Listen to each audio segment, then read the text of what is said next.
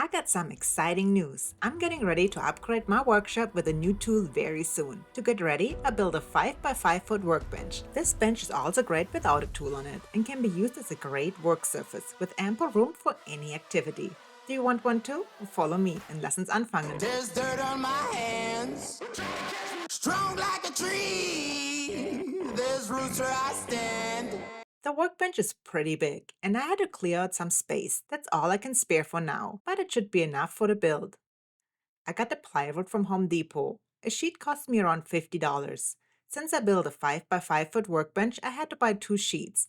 But that's okay, because I will use the leftovers to make the workbench more pretty and build 2 drawers. Because anybody can need more storage, right? I had Home Depot cut the plywood sheets. One step less for me to do, and I had to fit them into my SUV, so I really had no choice on that.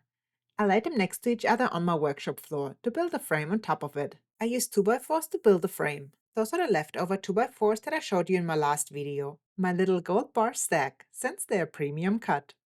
To cut the pieces to size, I used my miter saw.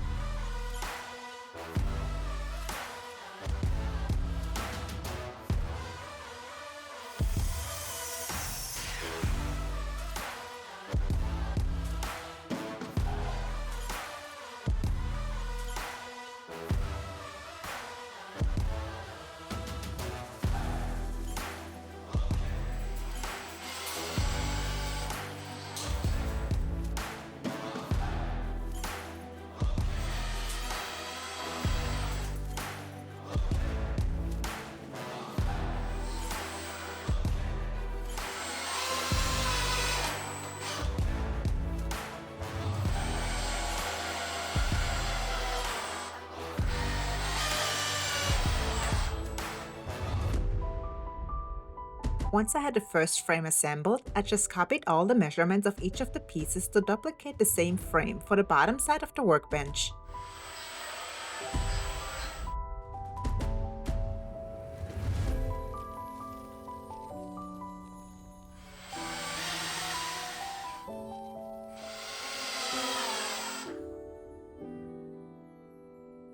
Perfect, it's the exactly same size. And this is important since otherwise your workbench won't be square. And then it was time to attach the 4 pieces that will be the legs of the workbench. I used construction screws to attach the pieces and started with 4 screws on each leg. Once all 4 legs were attached, it was time to raise the roof. No, I meant to raise up one of the frames so it can be attached on the opposite side of the legs. It would be great to have some help here right now to raise the frame evenly, but it's just me, so I enlisted the help of some cut-off 2x4s to slowly lift the frame so I can attach it to the bottom side of the legs. This will be a sturdy workbench and not some flimsy thing, so I took a few more 2x4s to strengthen the legs. This bench won't go nowhere. It's built to last.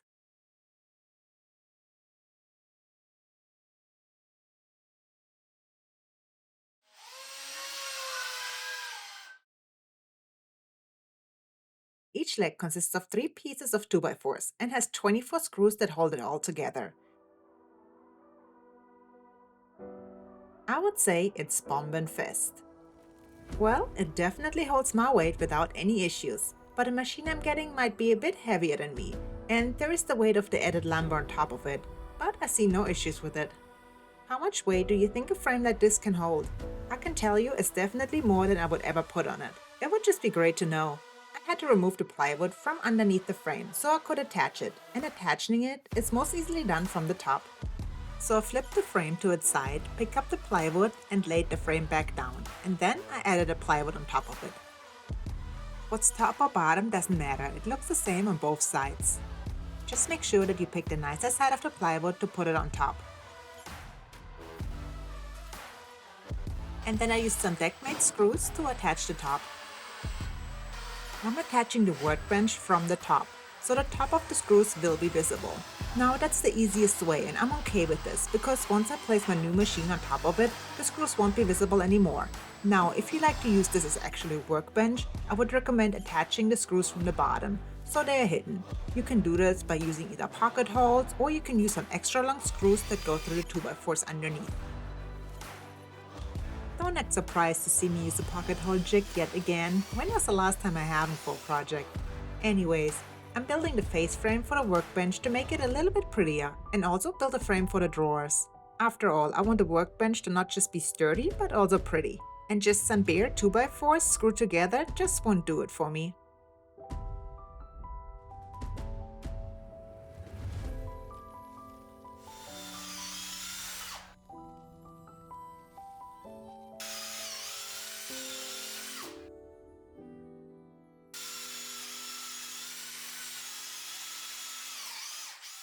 I ordered the hardware for the drawers off Amazon. You just can't beat their prices. In the past, I've built my workbench without any hardware, and I really like the outcome. You can see the video of that on my YouTube. I really believe that hardware is not necessary for drawers, especially for the workshop, but I had ordered these a long time ago for a project that I never ended up building, and I forgot to return them. So they are mine now. And I had to use them for a project, so I thought those would be perfect. Building drawers is easier than you might think. There are hard ways and there are easy ways. And there are some drawers that look really amazing and are built with advanced techniques. But hey, those are workshop drawers and I just want them to be functional and look neat and clean. So using pocket holes is a simple way to build them.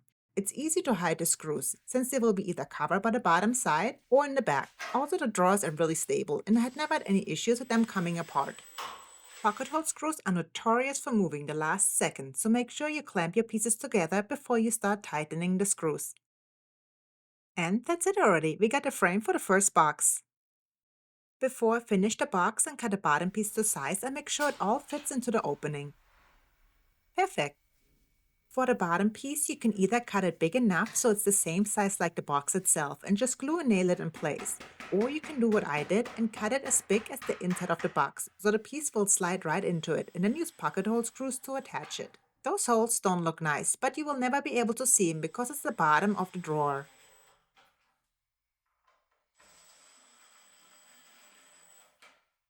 And if I should ever have to replace it in the future, it's an easy fix. And fits perfectly. Now I just have to build a second box. But before I get to do that, I attach the rest of the face frame. Some glue, nails, and pocket holes will hold it in place.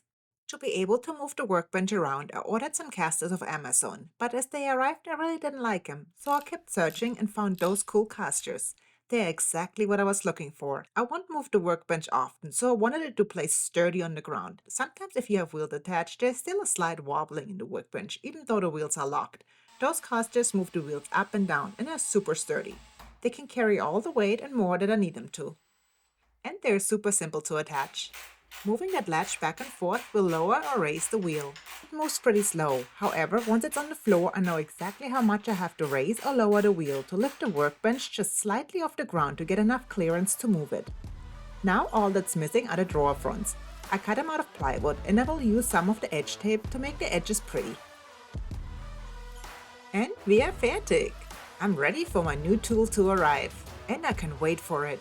For now, I get to enjoy my extra large workbench for a few more days. It's like a playground. Also, I did end up staining the workbench to make it look even better. The drawer fronts and pulls will be a job for future me. It came out to be exactly 61 by 61 inches. So just a bit over 5 foot. And exactly the size that I wanted it to be. Do you like the stain color? Do you like the video? Would you build a workbench like that for yourself? Even in a smaller size? Please let me know in the comments below. If you haven't done so, please subscribe to my channel and click the bell button to get notified of new videos. Also, if you can, please join my Patreon. This helps me create more YouTube videos. Thank you so much for your support and see you next Friday. Tschüss und auf Wiedersehen.